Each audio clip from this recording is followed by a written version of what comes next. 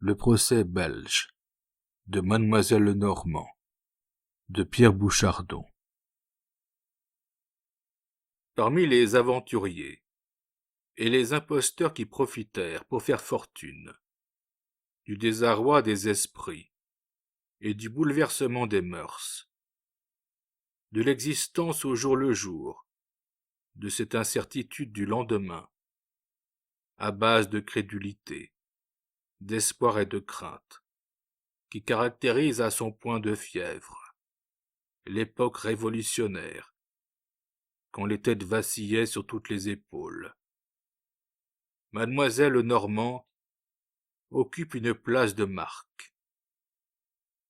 Étrange figure à la vérité que celle de cette pythonisse, qui fit courir tout Paris et rendit ses oracles pendant 50 ans, rue de Tournon, en plein faubourg Saint-Germain.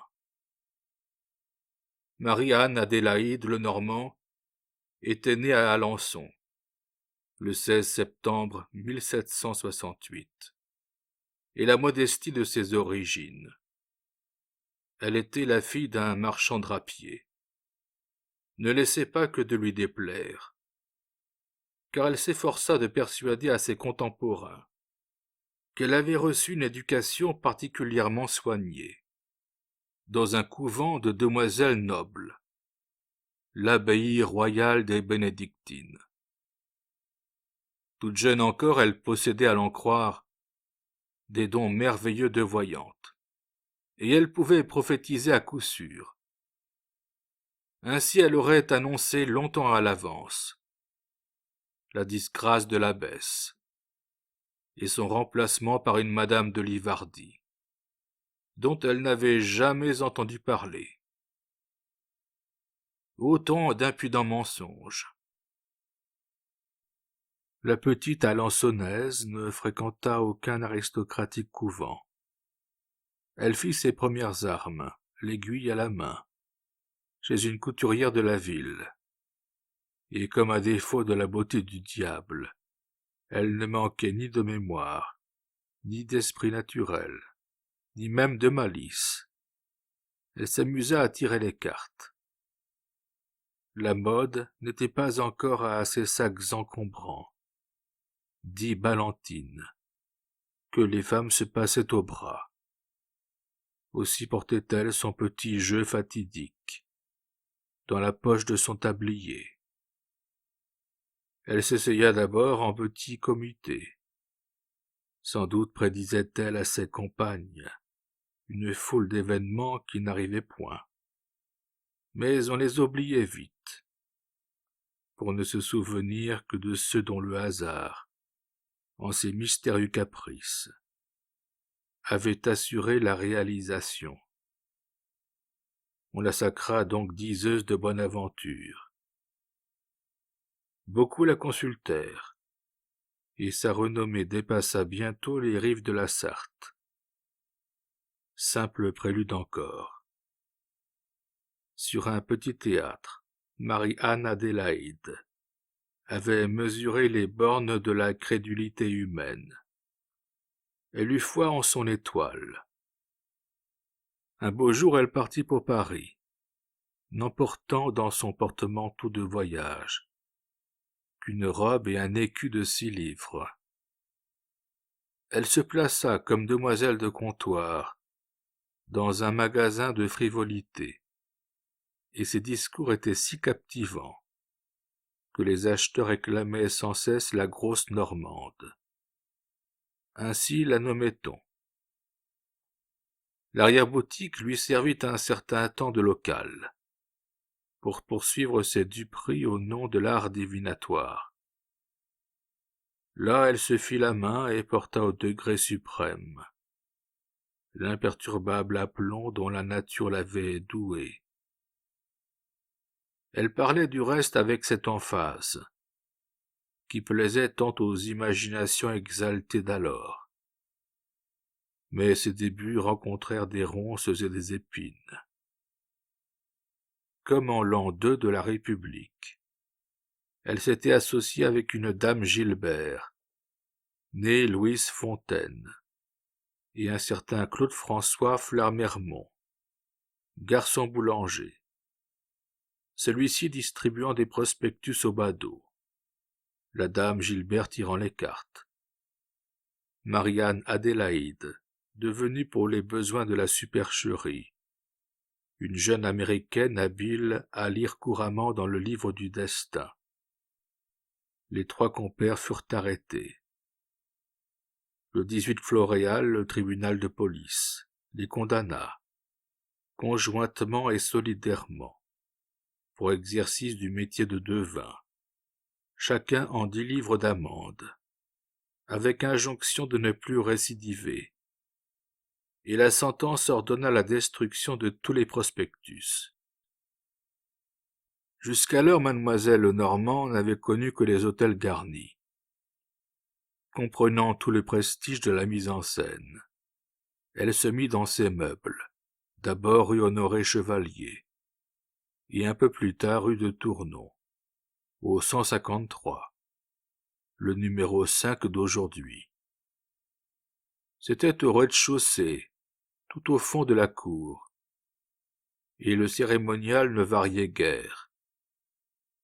Claude-François Flamermont, qui s'était grimé en vieux domestique de château, ouvrait la porte, et après avoir introduit le visiteur dans un grand salon, aux murs tapissés de tableaux de maître, le priait d'attendre, sous le prétexte que mademoiselle était occupée. Au bout de 10 minutes, il le faisait passer dans le cabinet de consultation, pièce sans grand apparat. Là, ni crapaud, ni hibou, ni chat noir, mais une femme joufflue, lourdaude, courtaude, gibbeuse, au teint de brique, à l'embonpoint d'une vieille sultane, le cou grumeleux comme celui d'un dindon, les yeux bombés et presque dépourvus de sourcils, une toque de velours posée de travers sur la perruque qui coiffait sa grosse tête. Ainsi apparaissait la fameuse Sibylle, et sa toilette d'hiver, une robe verte à brandebourgs et à fourrure, avec des crevés et des bouillons aux épaules, complétait sa peu appétissante image. On eût dit la fée Carabosse, la première femme de chambre de l'impératrice Joséphine, mademoiselle Avrillon, qu'il alla plus tard consulter en simple curieuse, lui trouva des formes tellement massives qu'elle eut bien de la peine à ne pas la prendre pour un homme travesti en femme. Mais si mademoiselle Lenormand avait la laideur du démon, ses yeux, quand elle voulait, brillaient comme 2 escarboucles et jetaient littéralement des flammes. Alors elle fixait le consultant, et quel qu'il fût, de quelque scepticisme qu'il se cuirassât, elle avait vite à sa merci. Ses premières questions, toujours les mêmes pour les nouveaux venus, semblaient bien insignifiantes. À quelle date précise êtes-vous né? Quelles sont les initiales de vos noms et prénoms? Quelle couleur préférez-vous? Quel animal aimez-vous le mieux? Pour quel animal éprouvez-vous le plus de répulsion? Quelle est la fleur de votre choix? Elle utilisait ensuite les cartes, le marc de café et la conjuration du blanc d'œuf. Mais surtout elle savait interroger avec une habileté rare, et souvent les inquiétudes, trahies par quelques phrases, lui dictaient ses réponses.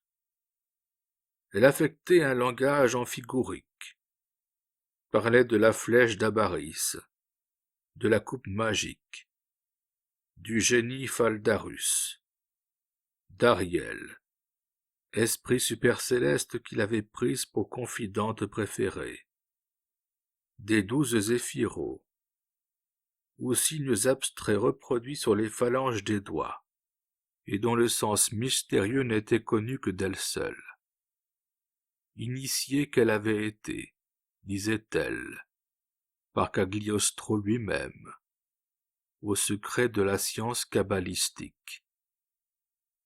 Eût-elle réussi sans son regard fascinateur et son vocabulaire de l'autre monde? Peut-être.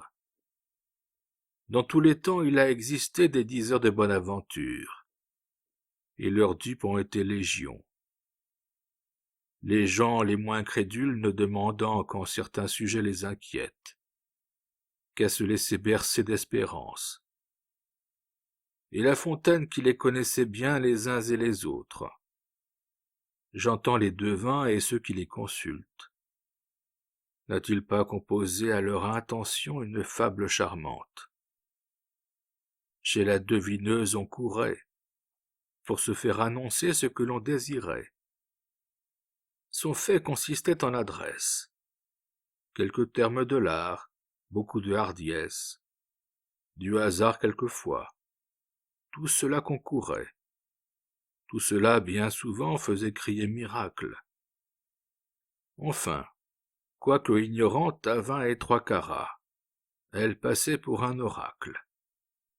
L'oracle était logé dedans un galetas.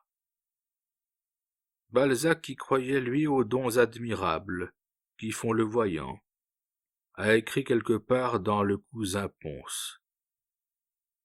Le peuple et beaucoup de gens d'esprit, les femmes surtout, continuent à payer leur contribution à la mystérieuse puissance de ceux qui peuvent soulever le voile de l'avenir.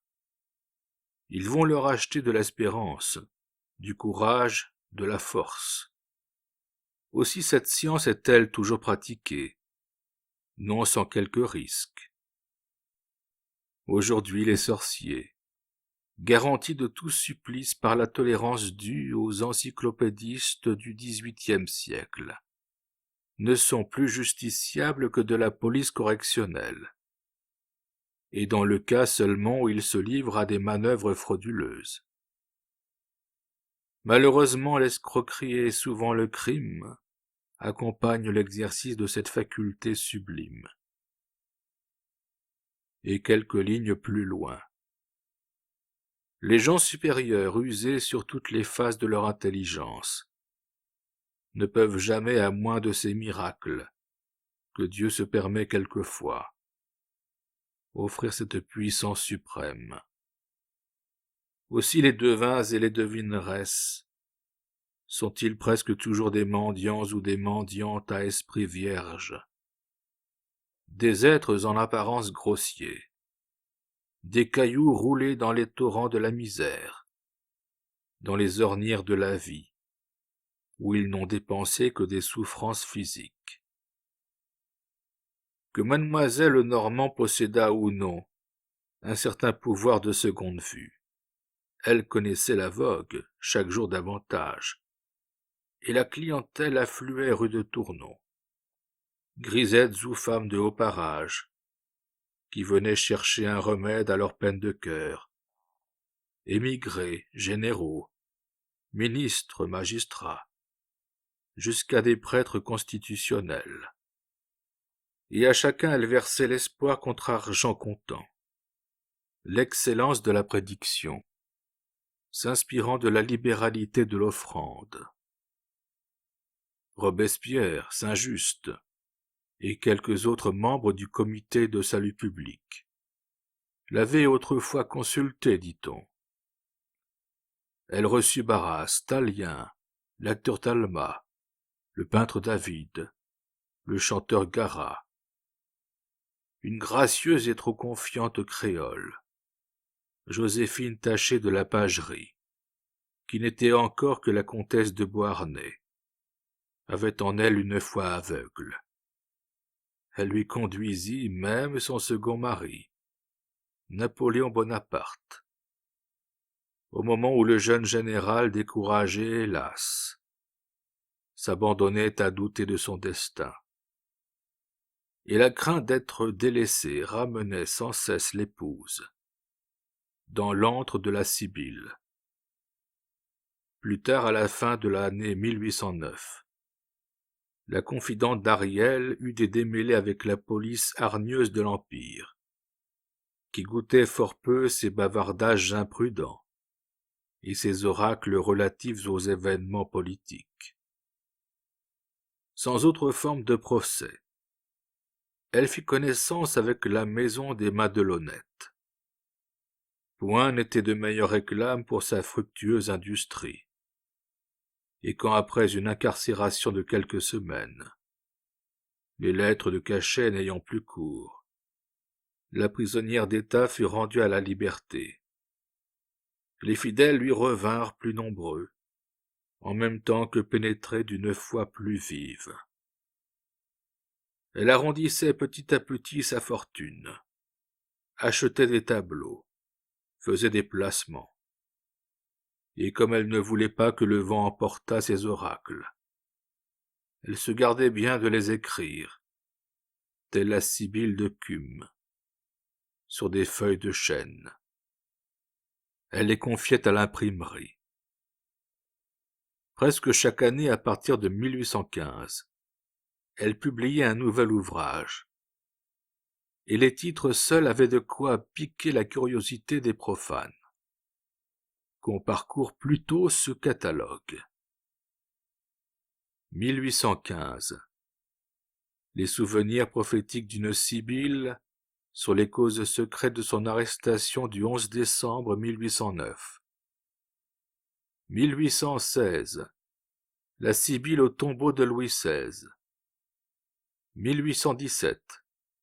Les oracles sibyllins ou la suite des souvenirs prophétiques. 1819. La Sibylle au congrès d'Aix-la-Chapelle. 1820. Les mémoires historiques et secrets de l'impératrice Joséphine. Elle tenait d'ailleurs boutique rue de Tournon, et elle avait pris soin de se munir dès 1810 d'un brevet de libraire. La moindre de ses œuvres se vendait chez elle, 7,50 francs le volume, et les mémoires secrets de l'impératrice Joséphine ne comprenaient pas moins de 9 tomes. La boursouflure de la forme n'y était dépassée que par l'effronterie des impostures. Parfois la Sibylle moderne, du haut de son trépied, entonnait en son honneur un hymne de gloire. Comme Minerve, je tiens toujours la branche d'olivier, et la sagesse de mes conseils a souvent fait pencher la balance de Thémis en faveur des opprimés. On s'occupe de moi en Amérique, en Afrique. J'ai des milliers d'affiliés. En Asie, ma merveilleuse cabale sert de boussole au cabinet. En Europe, je puis y compter parmi mes consultants tout ce qu'il y a de gens d'esprit et de mérite. L'immodestie de mademoiselle Normand ne le cédait en rien, on le voit, à sa fécondité écrivassière. Mais dès avant que la postérité eût songé à ratifier une apologie aussi audacieuse, un journaliste s'avisa de s'en offusquer. C'était M. Hoffmann, le spirituel chroniqueur du journal des débats. Dans les numéros des 26-31 août et 7 septembre 1815, il décocha à la pythonisse de la rue de Tournon, à propos de ses souvenirs prophétiques, de mordantes épigrammes. Et pour commencer, il la traita tout net de sorcière. Que mademoiselle Normand, ajouta-t-il, ne s'effarouche pas trop de ce nom. Il n'est pas de fort bon goût, j'en conviens. Mais j'ai fait d'inutiles efforts pour lui trouver un titre plus honorable. Je n'ai pu lui assigner un rang parmi les prophètes, ni la compter au nombre des sibylles. Virgile ne nous dit point que celle de Cumes ait fait la grande patience, ou qu'elle ne soit barbouillée de marc de café pour connaître les destins du fils d'Anchise. Mais mademoiselle Normand possède toute l'encyclopédie du diable. Elle connaît et pratique la géomancie, la pyromancie, la nécromancie, la chiromancie, la séphramancie, la lampadomancie et la libanomancie. Elle fait avec une force de génie incroyable la conjuration du blanc d'œuf, celle du plomb fondu, des tarots, des fragments de miroirs cassés et des cendres jetées au vent. Elle commande à Belzébuth, à Léviathan et au terrible Manazaael. Et si le fameux de l'encre, cet honnête conseiller au Parlement de Bordeaux, l'avait rencontré jadis à Biarritz ou à Orthez, il l'aurait fait brûler. Après avoir consolé une impératrice, une financière et une actrice, elle ne dédaignait pas de tirer les cartes pour la femme de chambre et la portière, dans les temps heureux où les portières et les femmes de chambre pouvaient devenir duchesses. Le soldat qui venait d'être fait caporal lui demandait quand il serait maréchal de France, et le sous-lieutenant s'informait s'il y avait encore quelque trône vacant sur lequel il pût s'asseoir. Semblable au notonnier du Styx, elle reçoit dans sa barque le monarque et le goujat, pourvu qu'il présente la pièce de monnaie. Et s'amusant des prophéties de Marianne Adélaïde, solennellement enregistrées après coup dans ses ouvrages, Hoffmann l'invitait à réfuter ce dilemme. De deux choses l'une, ou la série des événements futurs est irrévocablement fixée par le destin, ou notre prudence peut en modifier l'ordre et la nature. Dans le premier cas, le destin est une véritable fatalité, contre laquelle échouent la prudence et le génie des hommes. Dans le second, la destinée n'est que conditionnelle, puisque notre conduite peut la modifier ou la changer complètement. Et alors comment prédire des événements que notre imprudence ou notre sagesse peuvent changer immédiatement après la prédiction? Mademoiselle Lenormand n'avait cure des détracteurs, du moment que ses fidèles sujets continuaient à lui verser leur obole. Elle répondit cependant par un long article, qui fut inséré dans le numéro du Courrier du 20 septembre 1815, et passa son chemin. Parfois, pour que tout son peuple pût la connaître, elle portait en province son jeu de tarot, son marc de café et les blancs d'œufs, à travers lesquels se laissait lire le destin.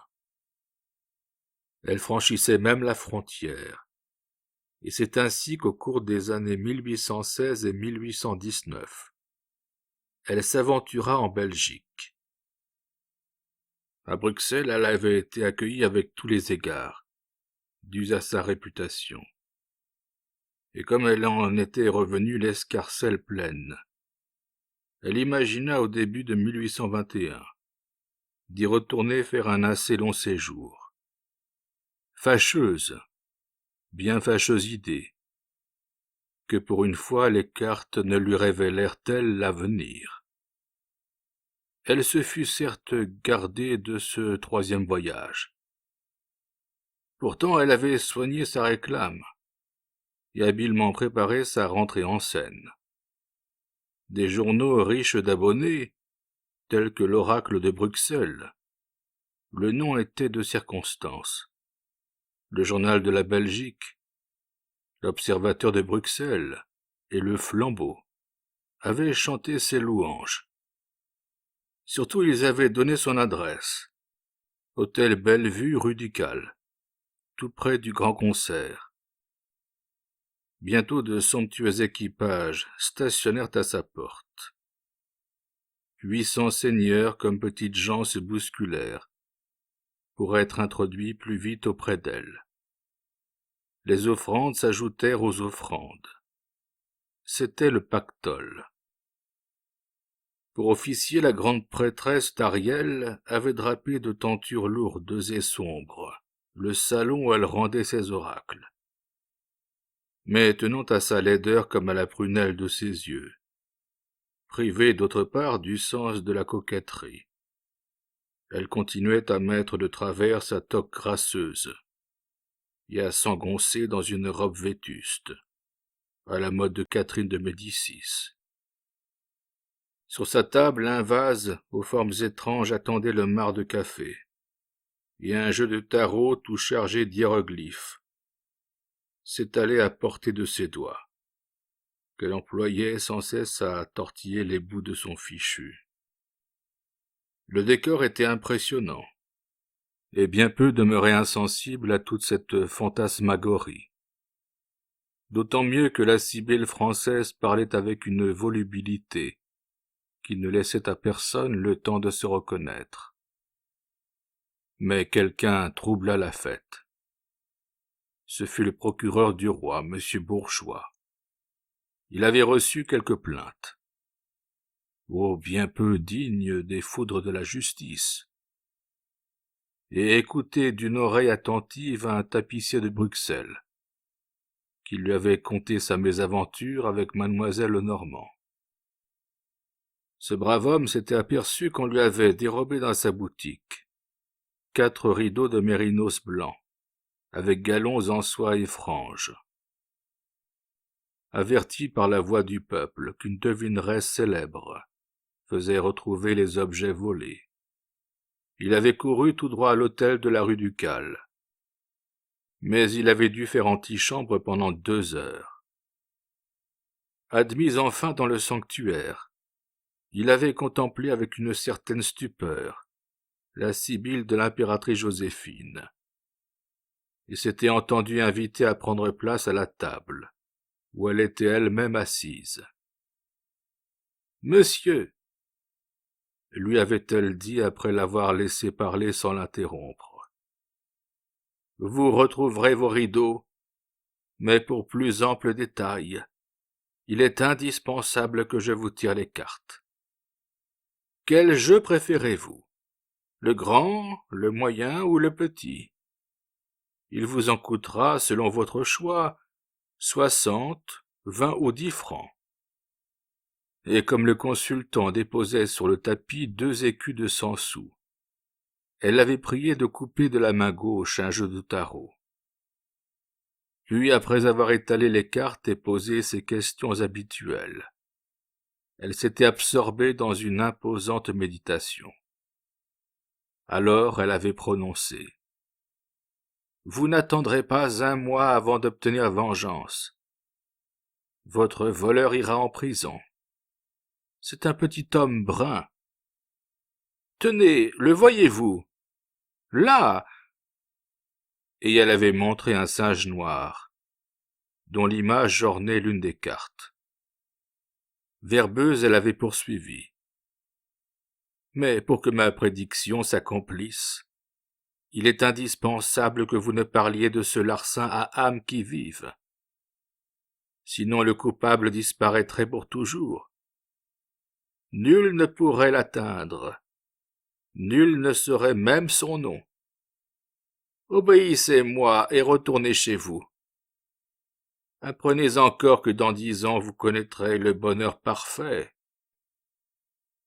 Et les jours avaient passé sans que le tapissier retrouvât ses rideaux, ou connût son voleur. Après lui, la chambrière d'une comtesse était venue consulter mademoiselle Lenormand à propos de la disparition d'une montre que sa maîtresse avait cachée dans une boîte à pilules. Même cérémonial, même prix, même jeu. Et cette fois encore, les cartes avaient parlé.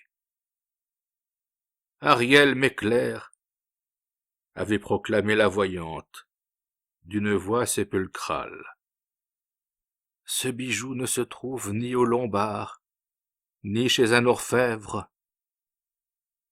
Un jour qui n'est pas loin, il sera replacé dans la boîte, par un commissionnaire ou par un domestique. » Mais comme bien on pense, la montre n'était jamais revenue. Un autre consultant que la seule curiosité attirait en ces lieux avait voulu juger par lui-même si la sibylle de la rue Ducal possédait vraiment des dons de voyante. Profonde avait été sa déception. Il avait vu une vieillotte et ridicule personne, qui, après l'interrogatoire d'usage, s'était appliquée à disposer sur la table des cartes chargées d'hiéroglyphes, pour se lancer ensuite dans un interminable monologue, plus ou moins approprié aux circonstances. Las de ce bavardage, renonçant à placer un mot, il avait laissé comme bien suffisante une offrande d'un demi-louis et pris la porte. Plus généreuse parce que plus riche ou plus crédule. Une dame de Malines avait remis à la pythonisse, pour prix d'une consultation, la somme de 200 francs. En raison de leur rang social et par peur du ridicule. La plupart des dupes s'étaient abstenus de saisir le procureur du roi. Monsieur Bourgeois n'en agit pas moins. Il vit dans les mises en scène qui lui avaient été signalées, mises en scène destinées à persuader l'existence d'un pouvoir imaginaire, ou à faire naître l'espérance d'un succès, les manœuvres frauduleuses constitutives de l'escroquerie. Il incrimina également l'ouvrage intitulé « La Sibylle au congrès d'Aix-la-Chapelle », qu'on s'arrachait chez les libraires. Sans respect donc pour l'art divinatoire de mademoiselle Lenormand, il rendit plainte le 13 avril 1821 et saisit un juge d'instruction. Malheur, 3 fois malheur. Depuis son enfance, Marianne Adélaïde avait précisément la superstition du nombre 13, et ce n'était pas la suite de l'aventure qui l'en l'allait guérir. Le juge désigné, M. Grant, n'eut aucun scrupule à décerner contre l'étrangère un mandat d'amener. Écoutons celle-ci conter son arrestation. C'était le 18 avril 1821. La matinée était froide. Les arbres des remparts commençaient à peine à développer leurs feuilles. Il pleuvait, et le soleil était voilé sous un ciel chargé de nuages épais. On frappe à ma porte. Je ne réponds pas, parce que je crains les importuns, et que ces sortes de gens ne sont guère plus aimables en Belgique qu'en France. Les coups redoublent. Je me recueille un moment. J'en appelle à ma conscience.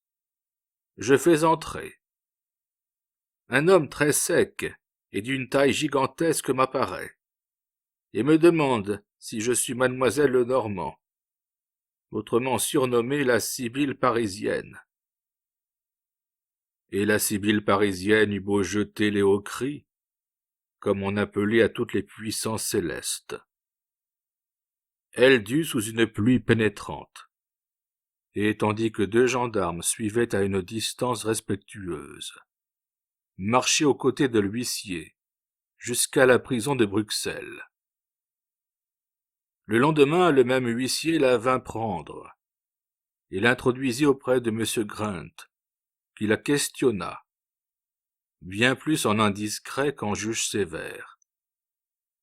Il est fort curieux, cet interrogatoire, mais à l'analyser, on lui ferait perdre une partie de sa saveur.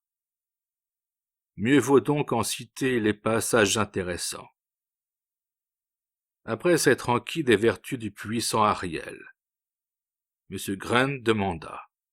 « Madame, vous possédez, dit-on, la flèche d'Abaris. À vous entendre, elle a la puissance d'enlever monsieur le premier visiteur des douanes d'Ertin et ses illustres collègues. Vous possédez de même une loupe magique. Quel pouvoir réel attribuez-vous à ces 2 objets? La flèche d'Abaris est le trait inévitable de la vérité et de la raison, sa sœur. Les armes les plus efficaces qu'on puisse diriger contre le crime. La loupe magique permet de lire dans l'âme des hommes les passions, les intérêts et les germes des vices, qui se cachent le mieux. Que signifie ce jeu de tarot tout couvert d'hiéroglyphes. Que conclure du mélange, de la coupe, de ces cartes inconnues du vulgaire et de vos opérations chiromantiques? Que les cartes peuvent servir à une certaine science. Votre devoir de magistrat était de vous en informer, avant de disposer de mon honneur et de ma liberté. Quant à la chiromancie, savez-vous seulement sur quel principe cet art est fondé? Et si vous les ignorez, comment osez-vous, avec les seules armes du préjugé et de la prévention, venir condamner des mystères qu'il m'a été donné de pénétrer? Vous êtes accusé de prévoir l'avenir. Or, il n'est point permis aux hommes de s'immiscer en quelque sorte dans les secrets de la divinité. Il serait absurde de l'imaginer. Le don de prescience appartient au domaine de la révélation. L'Éternel peut à son gré répandre sur moi des grâces, pour instruire et consoler à la fois les malheureux humains. Pourquoi exigez-vous des personnes que vous admettez auprès de vous le dépôt d'une offrande? Pourquoi parfois les renvoyez-vous à un autre jour, avant de leur permettre de couper de la main gauche votre jeu de tarot? Et quel caractère mystérieux attribuez-vous à ces cartes? Vous me posez 3 questions? Voici dans le même ordre mes réponses. Sachez d'abord que le plus pur désintéressement inspire tous mes actes. Sachez ensuite que s'il m'arrive de remettre au lendemain mes oracles, c'est pour donner à mes visiteurs le temps de se mieux examiner. Ajouterai-je enfin que les mystères ne doivent pas être révélés aux profanes. Le grand architecte a le droit d'initiation, le vénérable, celui d'exécution, au frère intime la discrétion, à l'aspirant la soumission. Pouvez-vous me comprendre, monsieur? Si mon langage vous paraît extraordinaire, vous ne serez jamais qu'un apprenti imparfait. Vous faites à ce que l'on assure retrouver les effets soustraits ou perdus, et vous seriez capable d'en désigner les voleurs. Quel rare et sublime talent vous me supposez! Si les destins m'eussent doué d'un tel pouvoir, je serais un être précieux pour le pays où je transporterais mes pénates. Vous vous flattez dans vos écrits de vivre 124 ans. Et j'y persiste. Déjà il s'est offert plus d'un exemple de cette rare longévité. Que voyez-vous dans le mar de café? Parcourez les causes célèbres, et vous ne tarderez pas à être convaincu que la vérité perce quelquefois à travers les ténèbres du mensonge. Un aveugle clairvoyant peut découvrir le grand jour. Réponse sibylline et interrogatoire quelque peu burlesque. Le juge n'en transforma pas moins son mandat d'amener en mandat de dépôt, et l'inculpé dut garder la prison. Elle y eut pour compagne toute une nichée de jeunes souris, quelques-unes très espiègles. Demandons à l'écrivassière mademoiselle Lenormand ses impressions de captive. Un terrain stérile, sans arbres, sans verdure, un champ désert, tristes usufruits des malheureux prisonniers, voyant croître seulement l'absinthe, les ronces et d'autres plantes amères. Tel était le lugubre jardin de cet antre de misère. Un porte-clés venait au point du jour ouvrir la porte de mon cachot. À 9 heures, il m'apportait le déjeuner et la collection des journaux. À 4 heures du soir arrivait mon dîner. Vers la chute du jour, on venait écouter au cabinet de l'oreille si les sylphes aériens s'entretenaient avec moi. ou si à l'aspect de certains mortels, il s'éloignait de ma présence, effrayé par la vue de ma maison de réclusion. Ma couche était modeste, encore m'était-elle offerte des mains de l'amitié. Sans cela, j'aurais été contrainte, comme tant d'autres, de gémir sur le théâtre de ma douleur. Le quartier général de réserve pour mes papiers était établi sur quelques planches d'un bois hérissé d'aspérité. Un simple banc était devenu ma bibliothèque. Le geôlier était un homme sombre, d'une humeur farouche. La plupart du temps, il ne s'expliquait que par signes et augmentait ainsi mes tourments. L'instruction se poursuivit avec célérité. Mais dans sa cellule, mademoiselle Normand ne faisait que se morfondre. Elle y reçut cependant une visite, celle de M. Van der Fossa, le procureur général.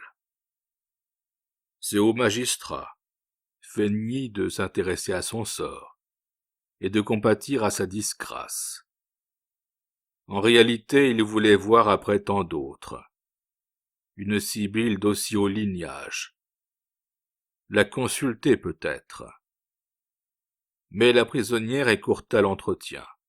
« Monsieur, lui dit-elle, Robinson était plus heureux que moi dans son île. Du moins était-il libre.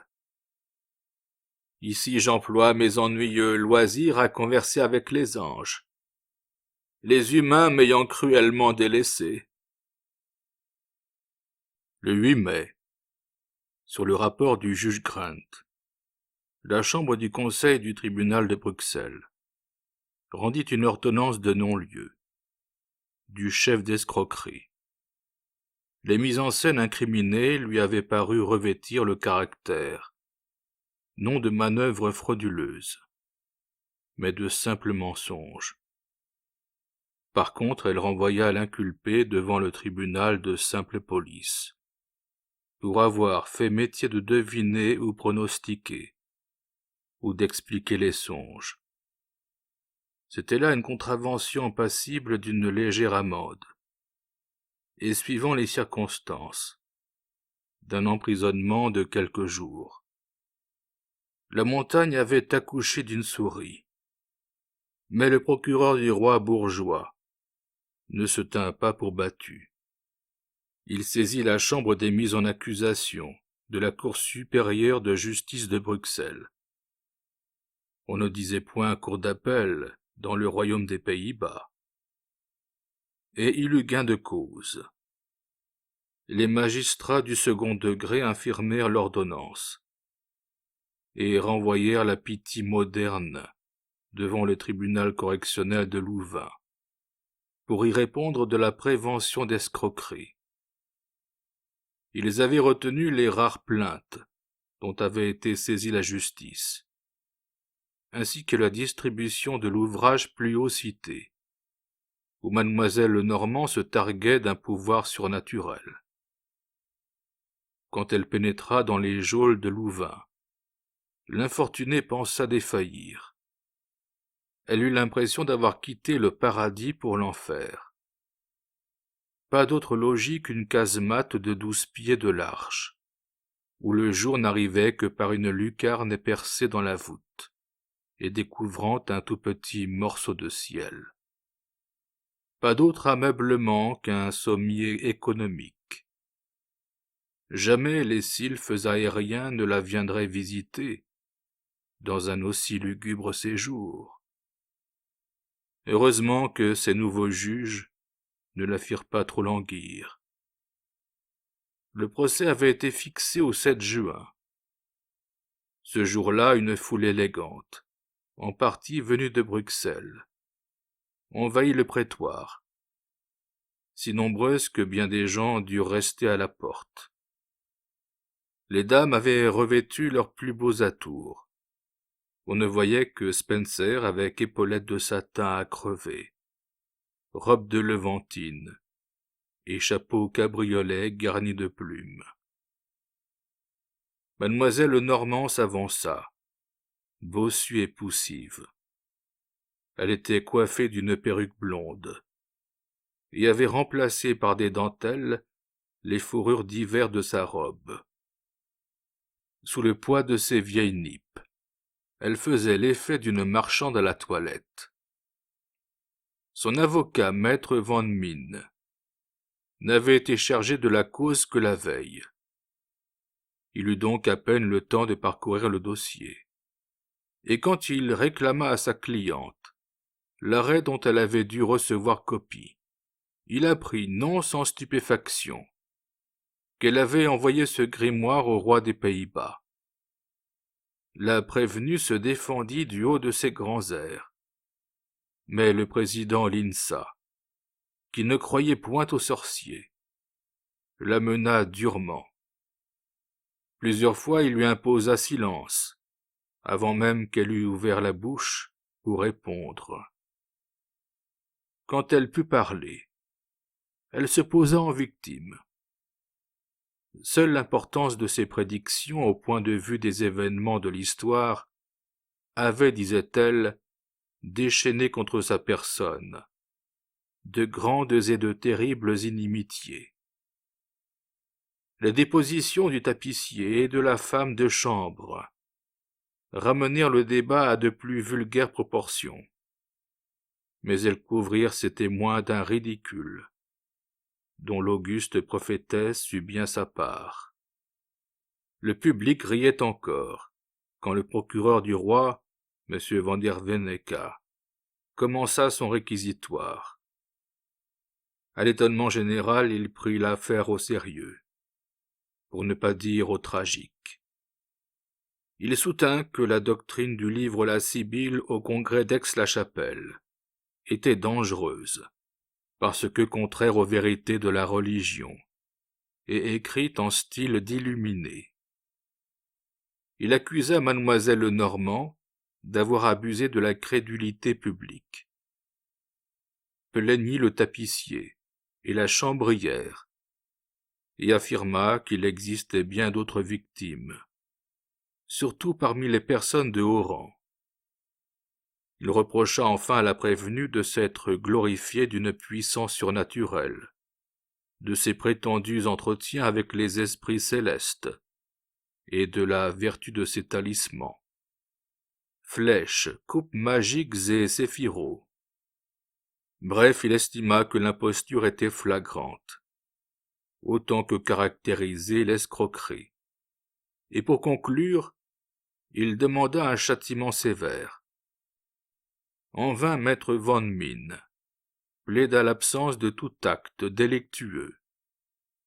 Après une délibération de quelques minutes, le tribunal condamna la Sibylle à 1 an de prison, à une amende de 23 florins 62 centimes et demi, et aux frais du procès. Mademoiselle Lenormand n'en croyait pas ses oreilles.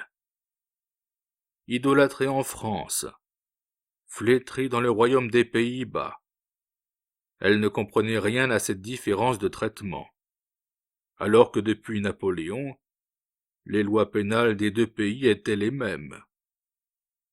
Et c'était surtout la faillite de l'art divinatoire, car son don de seconde vue se trouvait pris en défaut.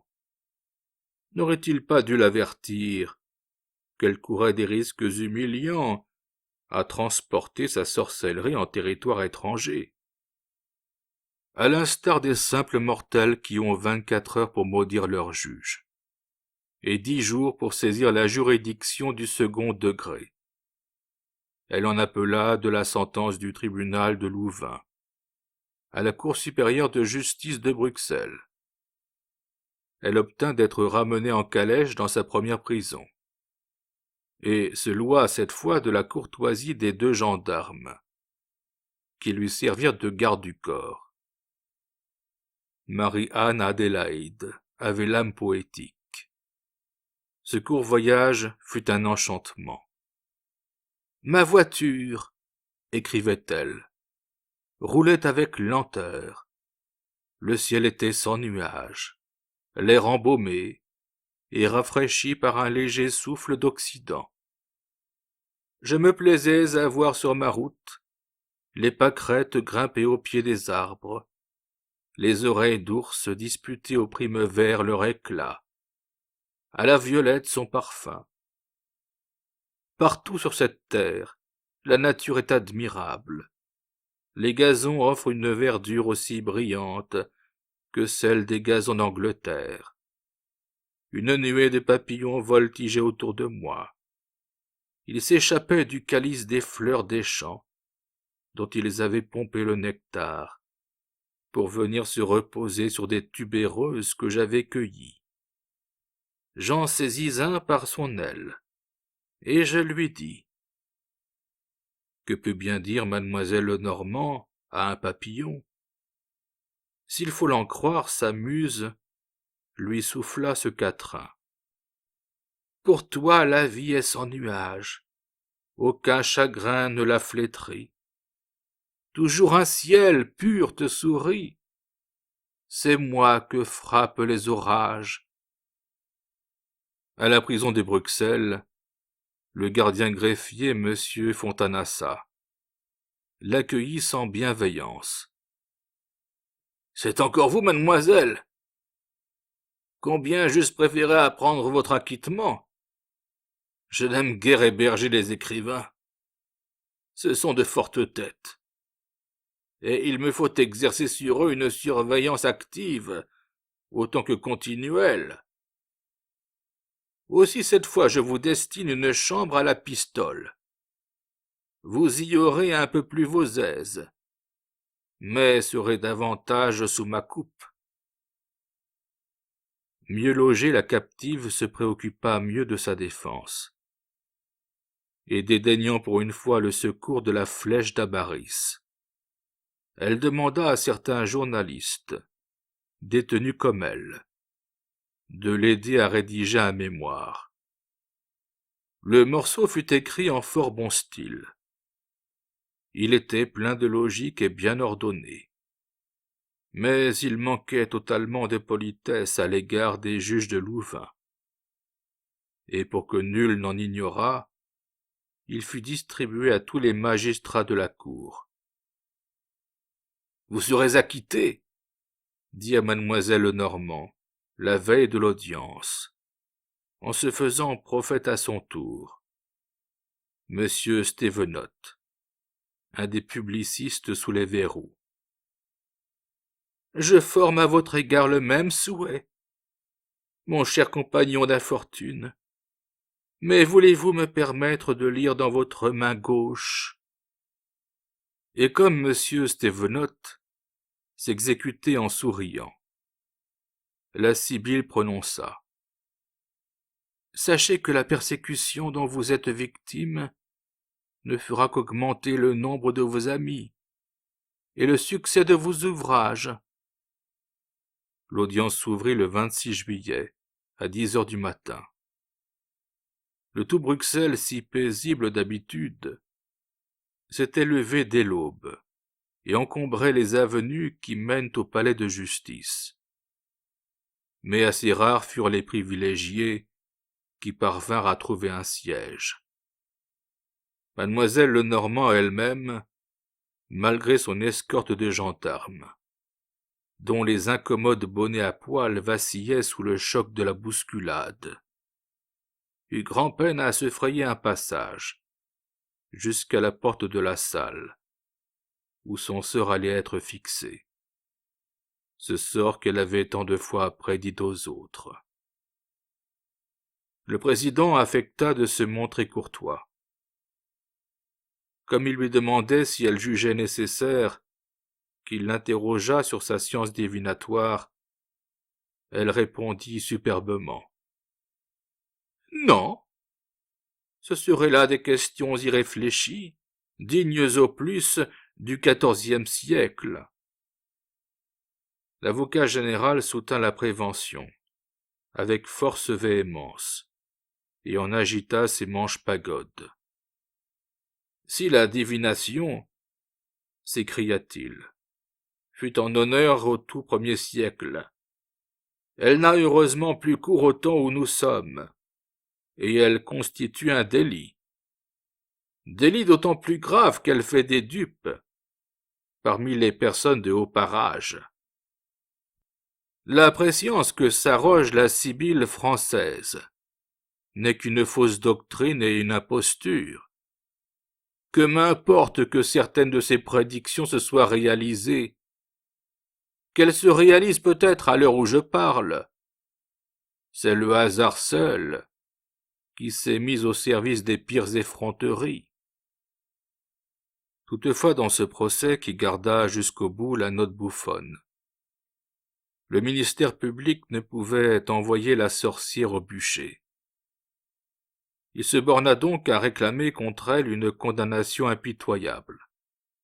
Puis, envisageant déjà l'exercice de nouvelles poursuites, il requit qu'il lui fût donné acte des imputations désobligeantes, injurieuses même, contenues dans le mémoire.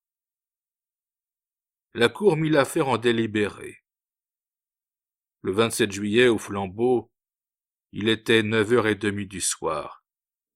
Elle infirma le jugement du tribunal de Louvain, renvoya la prévenue des fins de la poursuite correctionnelle, et ne retenant à sa charge que l'exercice du métier de devin. Simple contravention. Elle lui infligea en tout et pour tout 15 francs d'amende. Elle ordonna en outre la confiscation du jeu de tarot. Alors toute la salle éclata en applaudissements. Mademoiselle Lenormand s'avança vers ses juges et les remercia en un langage qui n'avait rien de sibyllin.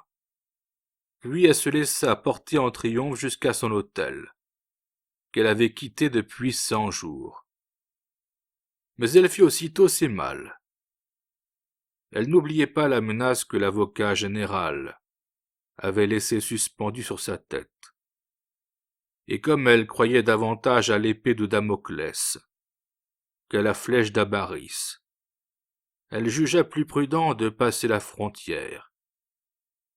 Elle s'en fut à Aix-la-Chapelle, sous le prétexte que sa santé n'avait pu résister à l'humidité des prisons belges, et que les médecins lui avaient ordonné les eaux.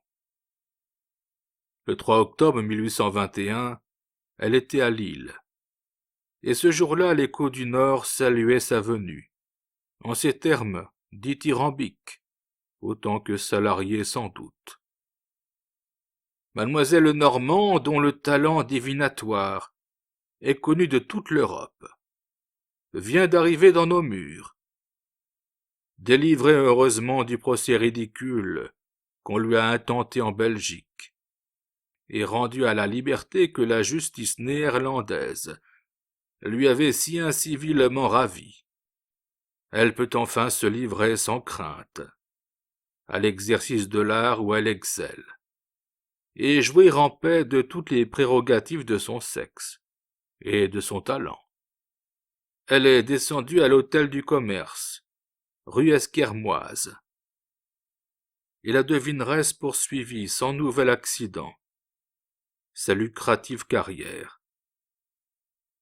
En 1822, elle publia un ouvrage orné de son portrait, et sur la couverture duquel s'étalait ce titre pompeux. Souvenir de la Belgique, 100 jours d'infortune, ou le procès mémorable. Elle y comptait ses tribulations, et s'écriait mélancoliquement. Belge, voilà mon crime, mon seul crime, la reconnaissance. J'avais fait naître des lauriers au milieu d'une terre étrangère. Combien le malheur a dû les flétrir. Le souvenir de sa comparution, un huissier l'escortant devant le juge Grint, lui avait même inspiré des alexandrins. À ces moments perdus, mademoiselle Normand se plaisait à tourner le vers, et elle ne rimait pas que pour les papillons. Voici du reste, à titre de curiosité, le commencement de ce singulier poème. tel qu'un timide oiseau, de frayeur expirant, voit planer sur sa tête un faucon dévorant. Tel est mon triste sort, mais reprenant courage, des mains du cher loyal, enfin je me dégage. Je vois mon juge alors, et j'écoute sa voix. Des oracles, dit-il, vous usurpez les droits. Quel est votre génie? Enfin, il m'interroge sur le vaste pouvoir que le vulgaire arroge. Au brillant Ariel, il commande aux esprits.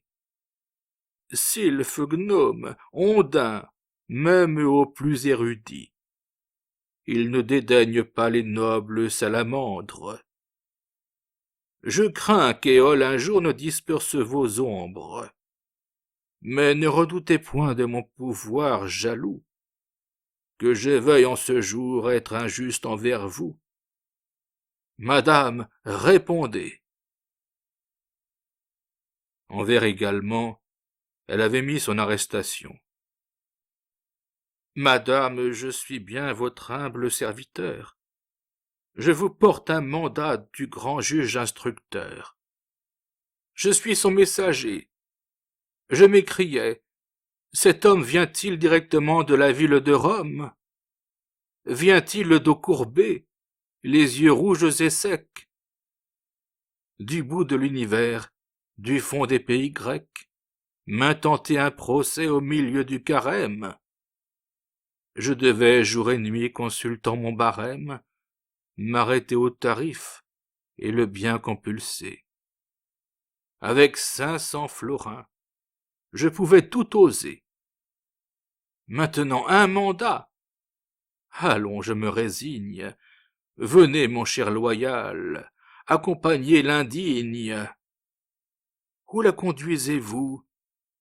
Au palais du bon ton. Oh, de grâce, un moment, écoutez la raison qui vous parle, je crois. Si l'on savait s'entendre, le grand inquisiteur finirait par comprendre, s'il épuise sur moi les tourments de l'enfer, que je saurais bientôt m'affranchir de ses fers. Alors, monsieur loyal, m'apprend tout le mystère. À ce rapport soudain, un trait de feu m'éclaire. De mon malheur un rayon se fait voir. Il obscurcit le flambeau de l'espoir. Moment affreux, je me vois sans défense. Sous les verrous, la solitude immense. Quel lieu, quel temps! Le temps passa, et les régimes s'écroulèrent. Suffisamment riche, adipeux à ne pouvoir bouger. La Sibylle ne tirait plus les cartes que pour se divertir.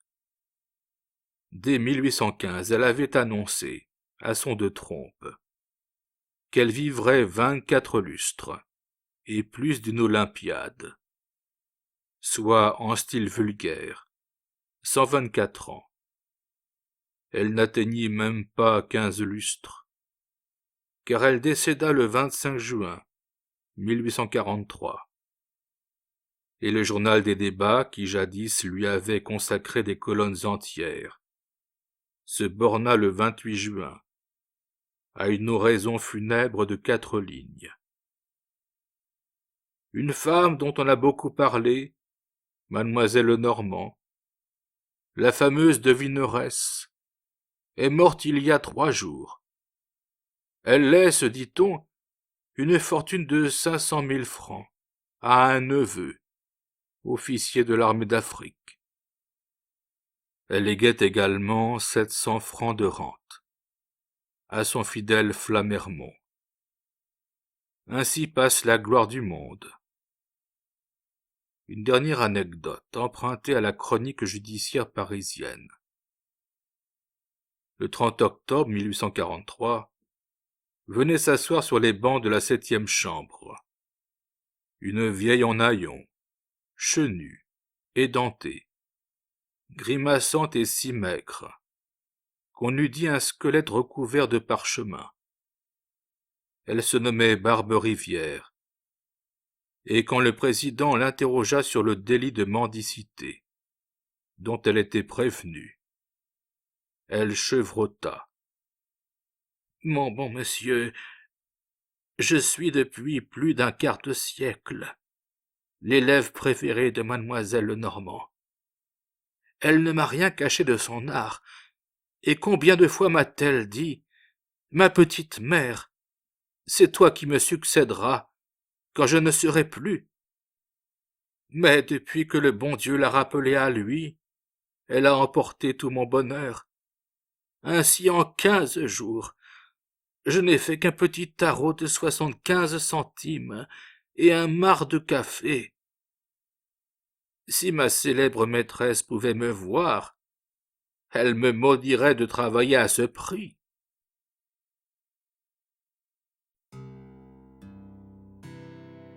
Vous venez d'écouter une lecture de Guillaume de Louvancourt.